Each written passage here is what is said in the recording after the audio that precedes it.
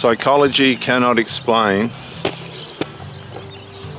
our carnal, sinful nature that works within us 24/7, trying to deceive us and attract us towards evil. Always wanting that new person, finding reasons to go against the person that we're with, reasons to complain and devalue. The sinful nature, if you want to come right back to it, was there the whole time. We all have sinned and fall short of the glory of God. And what that means is we have all got a nature inside us that courtiers itself, camouflages itself over and above what we know to be good. It has a way of making us feel, listen, feel good about evil and forget that evil is evil. That's how powerful our sinful nature is that works within us. Many of you have done things and thought later, why on earth did I do that? What made me do that? You'll hear people say, I don't know why I did it. Some people will say, I heard voices. That's demons working in conjunction with our carnal nature.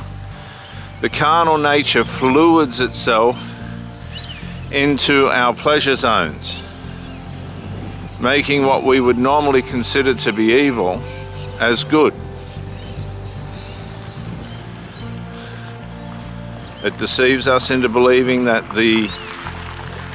say for instance, this is just an example, the person that you saw at the shops while you were doing the shopping for the family is attractive and you want to have intimacy with them. That's how against what your true values are, which were to be married and to be faithful and loyal to the person that you married.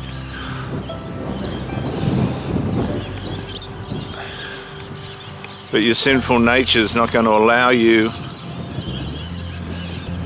or try and sabotage you from being that. The sinful nature wants to ruin everything you have. It wants to move you on from person to person, which sounds very narcissistic, doesn't it? It's never satisfied.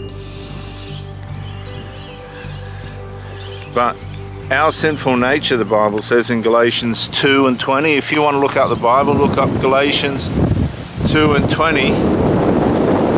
Our carnal nature was crucified with Christ.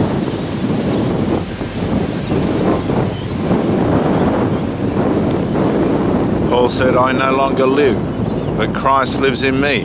He had an awareness, came into that place where he could understand and realize when the carnal nature was trying to deceive him into doing wrong. And we can all have this awareness when we waken to the evil side of us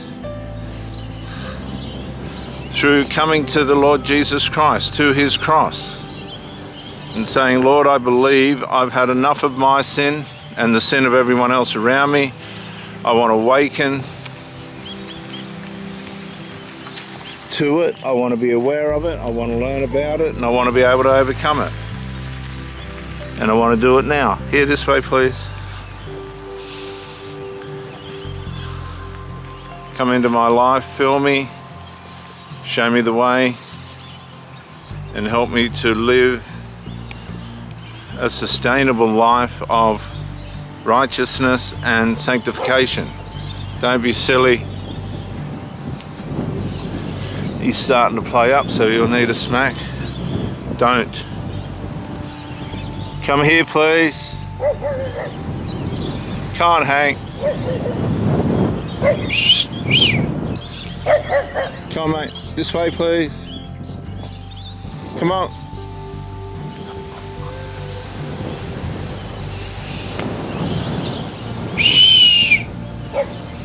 And it might be time for us to go. Come on, Hank.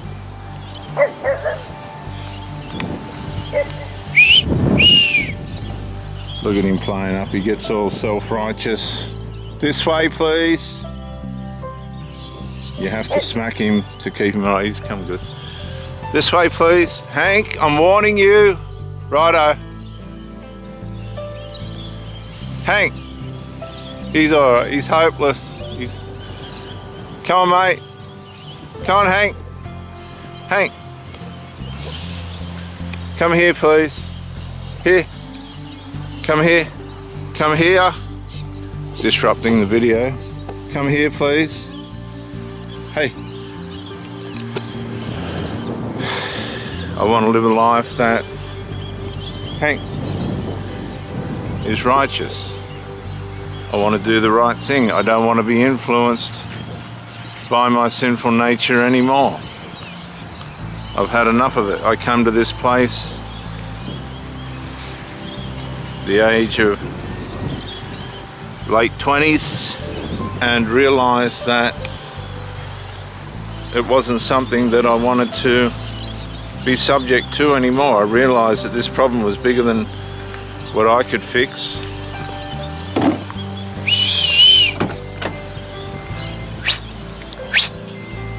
Quick, up, up, up, quick. It was a problem that I was never going to be able to overcome on my own. In, quick, hop, hop, hop, good boy. I was never going to be able to fix it on my own.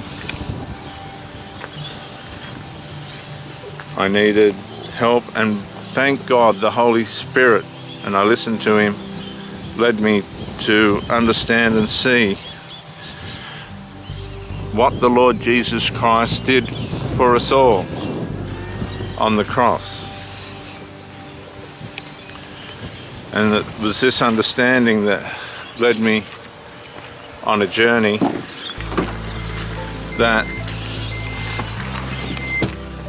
enabled me to understand that I had an evil nature, an old man, a Adamic nature working in me, working against me to bring evil to my life and the lives of those around me.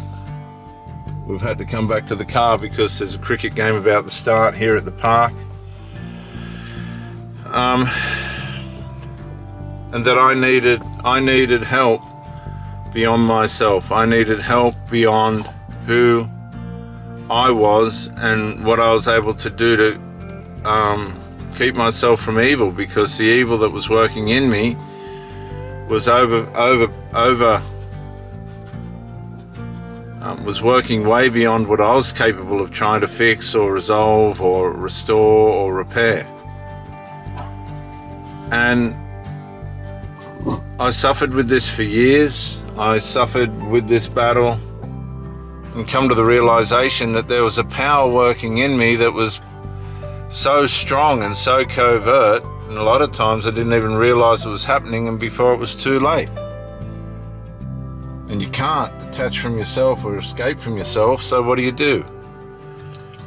Well, the answer for all of us is to find the Lord Jesus Christ and to understand and know what he did at the cross.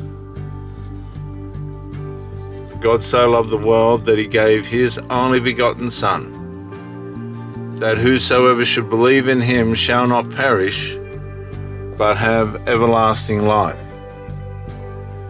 For God did not send his Son into the world to condemn the world, but that the world through him might be saved. Paul also said in Galatians 2:20, and I always use this verse, he said, and he come to this realization after quite a journey, I have been crucified with Christ. It is no longer I who live, but Christ that lives in me. He'd received the promise of the Holy Spirit. He teaches on the war of the mind, how our sinful nature will war against our mind to stop us from doing good and cause a battle inside us that many of us cannot overcome. You need, as urgently as you can, to understand what the Lord Jesus Christ did at the cross.